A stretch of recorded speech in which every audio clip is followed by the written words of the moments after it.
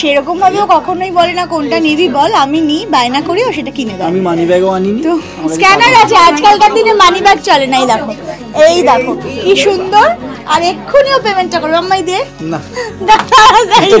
ধরিস কেন, এক্ষুনিও পেমেন্টটা করবে। আমি কিনেছি একটা বটল গ্রিন কালারের খুব সুন্দর শাড়ি, আর কিনেছি না হ্যাঁ অলরেডি আমি কিনে ফেলেছি, ও আমাকে গিফট করেছে। আরেকটাও তো তোমার পছন্দ, ভালো করে সাজাও। হ্যাঁ এই বেগুনিটাও ভালো লেগেছে, বেগুনিটা আমি আমার শাশুড়ির জন্য ভাবছিলাম। তো ঠিক আছে দেখছি এখন ব্যাপারটা।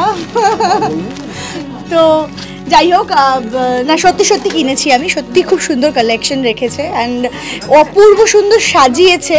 আমরা বলি না পহলে দর্শন আমাকে কেন ডেকেছে, ছেলেদের কিছুই পাওয়া যাচ্ছে না। তো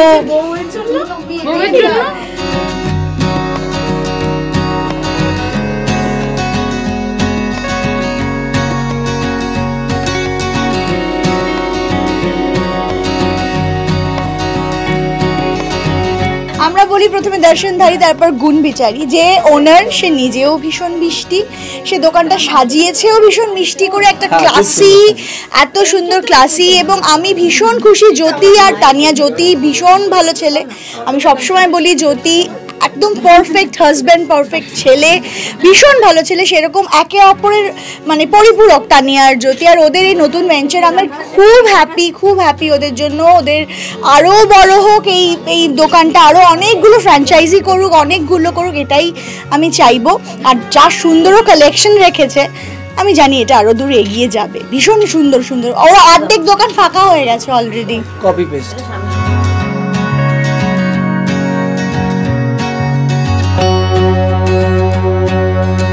রাহুল অ্যাকচুয়ালি শাড়ি, আমি শাড়ি পরিও পছন্দই করে না। রাহুল শাড়ি পরলে খুব রেগে যায় আমি শাড়ি পরলে, আর আমি ওই জন্য শাড়ি পরি না। কিন্তু না রেগে যায়, এটা কি ভাববে লোক? হ্যাঁ তুই শাড়ি তো পরলেই রেগে যায়, একদম শাড়ি পরবি না এরকম করে। কিন্তু ক্লাসি সুন্দর শাড়ি হলেও কিছু বলে না। তো আজকে যেরকম এই শাড়িটা আমি নিয়েছি ক্লাসি সুন্দর, ও কিছু বলবে না, আমাকে কিনে দেবে যথারীতি। তো যাই হোক, ও একটু ধ্যান করে তারপর দেয়। প্যাকিং করে বিল বানিয়ে দিয়েছে, ওটা নিচ্ছি না রে, বিল করছিস কেন? তুইও নিয়েছিস? তোর এখন কাজ চলছে না? শেষ হলো? আমি বলছি ধরো প্রীতিদি তো নিজের পছন্দ অনুযায়ী কিনেছে, ধরো তুমি পছন্দ করার দায়িত্ব যদি। আমি শাড়ির কোনো আইডিয়া নেই, আমি বুঝতে পারি না। চুড়িদার বলো, শাড়ির আমার কোনো সিরিয়াসলি কোনো আইডিয়া নেই। আজকেই তো কোনো জামা তো গায়ে হচ্ছে না, সবই তো আটকে যাচ্ছে, কিছুই হচ্ছে না। কয়েকটা প্রত্যেক মাসে 3টে করে 2টো করে কিনে দিচ্ছে, এইটা এই মাসে প্রত্যেক মাসেই চেঞ্জ হচ্ছে। আরে হ্যাঁ, প্রত্যেক মাসেই নতুন জামা কাপড় কিনে কি জামা পরেছি। আজকে এত বকুনি খেয়েছি। প্রথমে একটা জামা পরেছিলাম, ওটাকে খুলিয়েছে, আবার একটা পরেছি, ওটাকে খুলিয়েছে, তারপরে শেষমেশ সেটাকে পরে হ্যাঁ করেছে এসছি।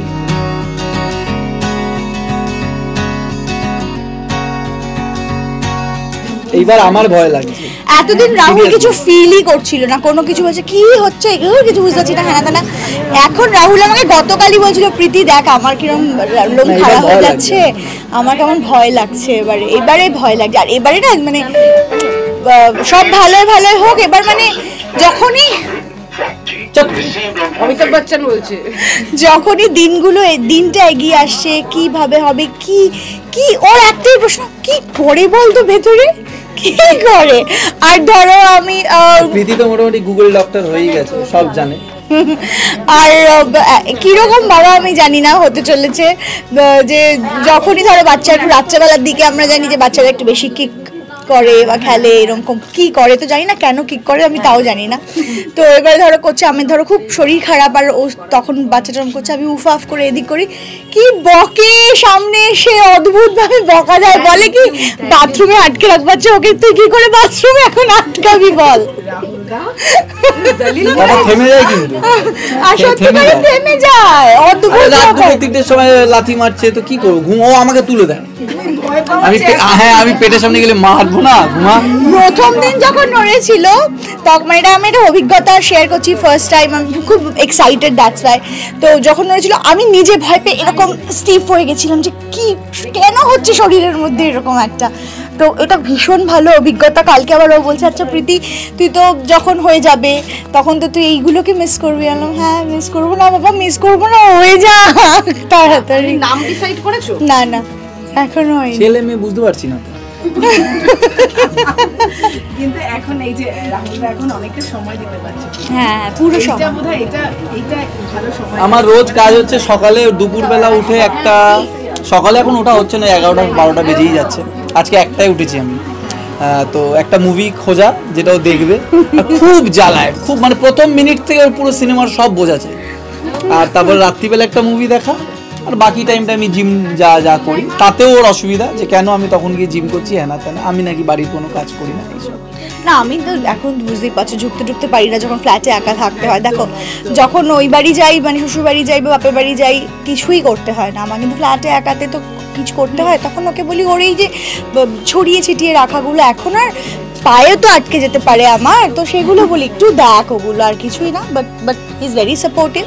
অ্যান্ড তারপরে এই যে সময়টা হরগৌরী ভগবানই হয়তো এরকম একটা ইয়ে করেছে যে এটা আমি বলেছিলাম, কিন্তু রাহুল এই টাইমটা দেবে এরপর। হ্যাঁ এই টাইমটা ওকে পুরোটা ও আমাকে সময় দিতে পারছে অল। বাট আমি চাই না, আমি চাই রাহুল কাজের মধ্যে থাক, কেন কি আমি রাহুলকে কাজের মধ্যে দেখতে সবসময় ভালোবাসি।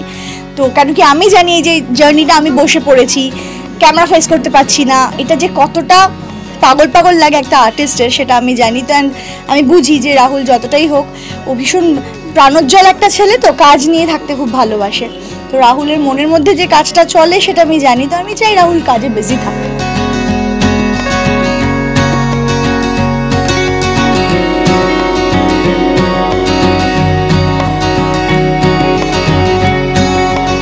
আমার বসাটা দেখেই বুঝতে পারছেন রীতিমতো ঘরে আছি, ল্যাট খেয়ে আছি, ওই রকম টাইপের একখানা বসা। কারণ একদম ঘরোয়াভাবে সুন্দর করে সাজানো হয়েছে নিজের বুটিক, এবং এই সম্পূর্ণটার দায়িত্ব তো তুমি ছিলে এবং এটা তোমারই। আর সঙ্গে আছে তোমার আরেকজন সখী, এবং যার মোটামুটি ইচ্ছে হলো পুরো জিনিসগুলো গিফট হিসেবে নিয়ে চলে যাওয়া যায়। হ্যাঁ এরকম একটা স্ক্যান্ডালাস কথা বলা উচিত হবে কিনা জানি না, কি বলবো, দুষ্টু মিষ্টি সম্পর্ক তো। এক্ষুনি বলছিল এটা তো মনে হচ্ছে গিফট, এটা নিয়ে নেবো, ওটা মনে হচ্ছে গিফট, ওটা নিয়ে নেবো না। It is very sweet of নয়নাদিকে কালকে রাত্রেবেলা বলেছি প্লিজ আমার কালকে বুটিকের ওপেনিং প্লিজ আসবে তো। হ্যাঁ আমি যাচ্ছি, আর সত্যি চলে এসেছে। আর আমি এত খুশি, এসে থেকে নিজেই দেখছে, একদম ফার্স্ট অ্যাটেন্ডেন্স। আর দেখো কি মিষ্টি লাগছে, নিজেই সুন্দর করে সেজে গুজে আজকে চলে এসেছে। আর শাড়ি পরতে তো সবাই খুব ভালোবাসে, আমরা প্রচন্ড ভালোবাসি, কিন্তু আজকে পার্টিকুলারলি আমি শাড়ি পরিনি ওয়েদারের কারণে, প্লাস নতুন নতুন জিনিস দেখবো সুন্দর। আর এখান থেকে শাড়ি নিয়ে তো তারপর তুমি পরবে, এই যে প্রমাণ। আমি কিন্তু এই যে বিলটা কোথায় গেল, কিনে নিয়ে যাচ্ছি। হ্যাঁ গিফট হিসেবে না। তো যাই হোক, কেমন লাগলো বলো বুটিকটা? মানে ওর একদম অনেক স্বপ্ন দিয়ে এই জিনিসটা তৈরি করা, দীর্ঘদিনের পরিকল্পনা ফাইনালি বাস্তবায়ন।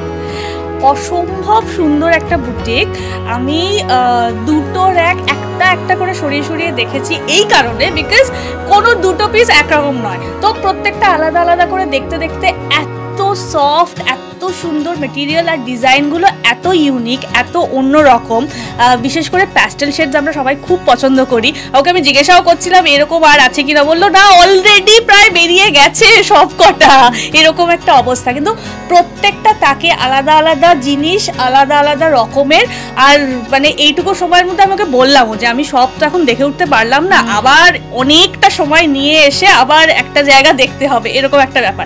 যেটুকু দেখেছি তার থেকেই অলরেডি এক ব্যাগ ভর্তি হয়ে গেছে। আর এখানে যে শুধু শাড়ি তা কিন্তু নয়, আমি দেখাতে চাই, এটা খুবই সুন্দর একটা প্লাজো প্যান্ট। দেখো পকেটওয়ালা, কি সুন্দর। আর তুমি মেটেরিয়ালটা একবার ধরে দেখো, ইটস কটন, আর এত আরামদায়ক, বিশেষ করে এই ওয়েদারে। তো এখানে শুধু শাড়ি কেন, নানান রকম জিনিস পাওয়া যায়। ইনফ্যাক্ট আমাদের এই ব্যাগটা খুব পছন্দ হয়েছিল, কিন্তু আমরা জানতে পেরেছি এটা নট ফর সেল, তাই জন্য আমি ছোট্ট করে মিষ্টি করে বলেছিলাম, ও তার মানে এটা গিফট, আমি নিয়ে যাবো। সেই জন্য এত বড় কথা বলা হচ্ছে, আমি নাকি সব নিয়ে চলে যাচ্ছি। কাকিমা এটা কি ঠিক? জবাব দিন, এটা কি ঠিক? ঠিক বলছে না। আমি এটা বলে খুব ভুল করে ফেলেছি, কারণ এত ক্ষমা প্রার্থী। এত কিছু বলার পরে আমার দোকান, মানে আমার তন্তু সাজ, আমার বুটিক, এই সব কিছু নিয়ে এত ভালো কথা বলার পরে আমি যদি বলি যে এইটা নিয়ে খোটা দেবো তোমাকে, খুব খারাপ হবে। ক্যামেরাটা একটু বন্ধ করো, দেখছি। তো যাই একটা মোস্ট ইম্পর্ট্যান্ট কথা, সেটা হচ্ছে যে যখন আমি নামিয়ে তো নিয়েছি, মোহিত হয়ে একটা কিছু ভালো লেগেছে নিয়েছি, এবার বিল করার সময় কিন্তু সত্যি অবাক হয়ে গেলাম, বিকজ প্রাইসগুলো কিন্তু সত্যি প্রচন্ড রিজনেবল। বন্ধু বলে বলছি না, শত্রু, কিন্তু তাও বলছি, সত্যি কথা বলি তো, আমি মিথ্যা কথা জাস্ট বলতে পারি না, জাস্ট এটা সবাই জানে। তো সেই জন্যই প্রাইসগুলো খুবই রিজনেবল। আপনাদের বলছি, আপনারা আসুন তন্তুসাজ, এখানে ভিজিট করুন। আমি গ্যারান্টি দিয়ে বলতে পারি আপনারা কিন্তু মানে ডিসঅ্যাপয়েন্টেড তো একদমই হবেন না, বরং একটা কিনতে এলে 10টা কিনে ফেলবেন। Thank you so much. মানে এটা অনেক বড় কমপ্লিমেন্ট এবং অনেক বড় কথা। সত্যি আমি এটা সবাইকেই বলতে চাই আর কি, যে আমি শুরু করেছি সবে, এই আমি বড় স্বপ্ন নিয়ে শুরু করেছি ঠিক কথাই, কিন্তু প্রথমেই বড় লাফ দেওয়ার আগে ছোটো ছোটো স্টেপ দিয়ে যেতে চাইছি। আমি এটাই বলবো যে আমার এখানে আসুন, ভালো লাগবে আশা করি। আমার পছন্দের জিনিস শাড়ি, তাই আমার পছন্দ মতোই শাড়ি এখানে রাখা। যে ধরনের শাড়ি আমি পছন্দ করি, যে ধরনের কালার্স আমি পছন্দ করি, সেই জিনিসগুলো দিয়ে সাজানো। এটা কিছুটা যাচাই করার জন্য যে আমার পছন্দটা সবার পছন্দ হয় কি না, কারণ সবার পছন্দ মতো জিনিস আস্তে আস্তে আমি রাখতে শুরু করেছি।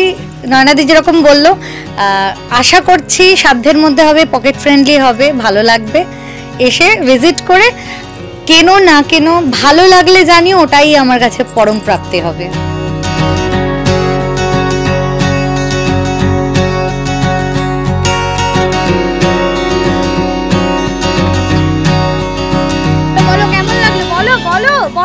এইটাতে এবার মানে ট্রিগার পয়েন্টে রেখে জিজ্ঞাসা করছে কেমন লাগলো বলো। না মানে I have always been very proud of হার, কারণ ও যাই করে খুব মন দিয়ে করে, অভিনয়টাও খুব মন দিয়ে করে, ওর থেকে আমি অনেক কিছু শিখেওছি। আর এখন যখন আমি এটা দেখছি, মানে আমি জানতাম ওর কোথাও না কোথাও মনের ইচ্ছে ছিল, চিরকালই মনের ইচ্ছে ছিল, কিন্তু কোনোদিনও সেটা প্রকাশ করেনি। তারপর মাঝখানে আমাদের অনেক দিন দেখা সাক্ষাৎ, মানে ও অন্য প্রজেক্ট করতাম, অন্য প্রজেক্ট করতাম, তো কথা হতো কিন্তু অত কথা হতো না, বাট মনে মনে ছিল, সেটাও করতে পেরেছে আর একা হাতে করেছে। মানে আমরা সত্যি মানে বলি না যে মেয়ে হচ্ছে একদম মা দুর্গার রূপ, ও সত্যি মা দুর্গার রূপ, দশভুজা। মানে শুটিং করে, মানে এরকম আমাদের 14 আওয়ার্সের শিডিউলে শুটিং করে, বাড়ি সামলে, তার উপর আবার তন্তুসাজ। So I wish her all the best and I am very proud of her. Thank you so much. कितना रुलाएगा अभी तो? चेकটা पाठिए दियो लेकिन गूगल पे।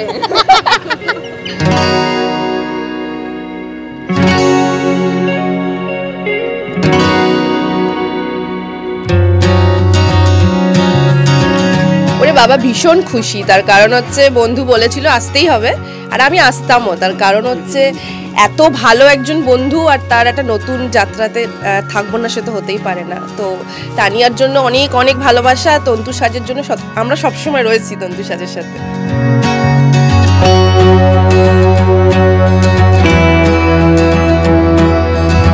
প্রথম কথা হচ্ছে এটা তানিয়ার কালেকশন, তো তানিয়ার সাথে একটা সম্পর্ক আলাদা, সেই হিসেবে মানে এটা একটা প্রাণের টান, তো খুবই ভালো লাগছে। আর নর্মালি আমি যদি বলি, আমি যদি একটা বাইরের মানে একটা নর্মাল খদ্দের হিসেবে আসি এখানে, তবু আমি বলবো আমার কালেকশন ভীষণ ভালো লেগেছে। কারণ এখনকার এই কালেকশনগুলো না, আমরা নর্মালি যেমন শাড়ি পরতে পছন্দ করি, খুব লাইট ওয়েট সিম্পল, পরে যেন কমফোর্টেবল লাগে, এক্স্যাক্টলি সেরকম কালেকশন, তো খুবই ভালো লেগেছে। আমার তো ভীষণই ভালো লাগছে। তানিয়ার মানে আমি জানি যে ওর শাড়ির প্রতি কী টানটা আছে, সেটা আমি আগে থেকেই জানতাম। আর ওর কালেকশন আমার এমনিতে চিরকালই ভালো লাগে। আর এখন যখন ও নিয়ে এসছে আমাদের সবার জন্য, সবাই আদারওয়াইজও যেটা ও নিজে বললো যে অ্যাজ আ খদ্দেরও মানে ভীষণ ভালো লাগবে।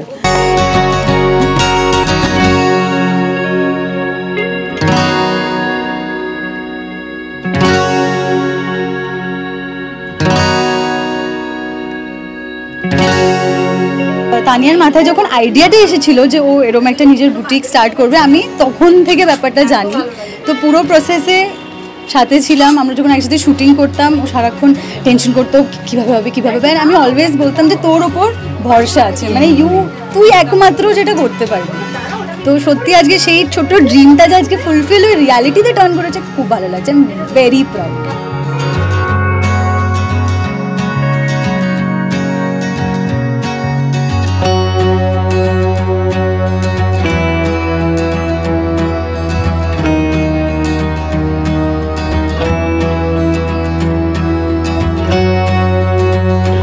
থেকে যখন তৈরি হচ্ছে তখন থেকে দেখে গেছি। আমি ভেতরে ঢুকে অবাক যে এত সুন্দর করে ফেলেছে তানিয়াদি নিজে।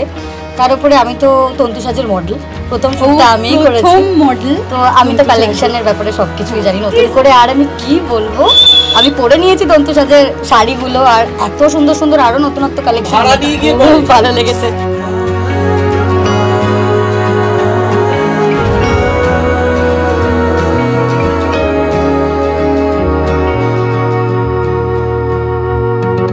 টলিউডের latest update, gossip and entertainment পেতে সাবস্ক্রাইব করুন শুধুমাত্র সিটি সিনেমা, আর ফলো করুন সিটি সিনেমার Instagram, Facebook, Twitter and ShareChat page.